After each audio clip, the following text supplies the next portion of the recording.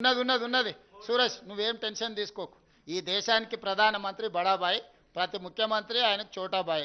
మీరే లే మనం ప్రోటోకాల్స్. నువ్వు జర్నలిస్ట్వి, నిన్ను ఏడ కల్పించినా పలకరిస్తా. ఎందుకు పలకరియను? నువ్వు టీ న్యూస్ ప్రతినిధి అయినా నీ ఫేస్లో కేసీఆర్ను చూడను కదా, జర్నలిస్టునే చూస్తా కదా. సేమ్ ప్రధానమంత్రి కూడా, మోడీ గారు ప్రధానమంత్రి కాబట్టి అతను బడాబాయ్ అందరు ముఖ్యమంత్రులకు. బిగ్ బ్రదర్ అంటారు ఇంగ్లీష్లో. ఇక నాకు వచ్చిన భాషలో హిందీలో చెప్పిన, మీ సార్ అంతా ఇంగ్లీష్ నాకు రాదు. ఇప్పుడు స్వార్థం అనే దాంట్లో కూడా ఒక విచక్షణ ఉంది.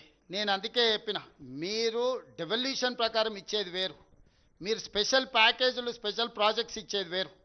రేపు రీజనల్ రింగ్ రోడ్ ఇస్తే ఇంకా ఆదాయం పెరుగుతుంది, మెట్రో రైలు ఇస్తే ఇంకా ఆదాయం పెరుగుతుంది, ఇంకా మనకు వరంగల్ ఆదిలాబాద్ ఎయిర్పోర్ట్లు ఇస్తే ఇంకా ఆదాయం పెరుగుతుంది. కేంద్రానికి తిరిగి పన్నులు చెల్లిస్తాం కదా. ఇండస్ట్రియల్ పార్కులు ఇస్తే, సెమీ కండక్టర్ తెలంగాణకి ఇస్తే కేంద్రానికి ఆదాయం పెరుగుతుంది కదా. అక్కడెందుకు వివక్ష చూపిస్తుండ్రు? Yes, I do agree. కానీ క్రమశిక్షణ పాటించిన రాష్ట్రాలను మీరు శిక్షించకూడదు. ఫ్యామిలీ ప్లానింగ్ అనేది కేంద్ర ప్రభుత్వం యొక్క విధానం. దాన్ని మనం క్రమశిక్షణతో అమలు చేసినందుకు మమ్మల్ని శిక్షించకూడదు. అందుకే నీతి ఆయోగ్ మీటింగ్లో నేనేం చెప్పిన, సుప్రీంకోర్టు ఏం అబ్జర్వేషన్ ఇచ్చింది? 50% మెరిట్, 50% డిజబిలిటీ. 50% డిజబిలిటీ మీద నిర్ణయించండి, 50% మెరిట్ మీద నిర్ణయించండి అని సుప్రీంకోర్టు జడ్జిమెంట్లు ఇస్తుందా? Including political reservation, including education reservation, including employment reservation.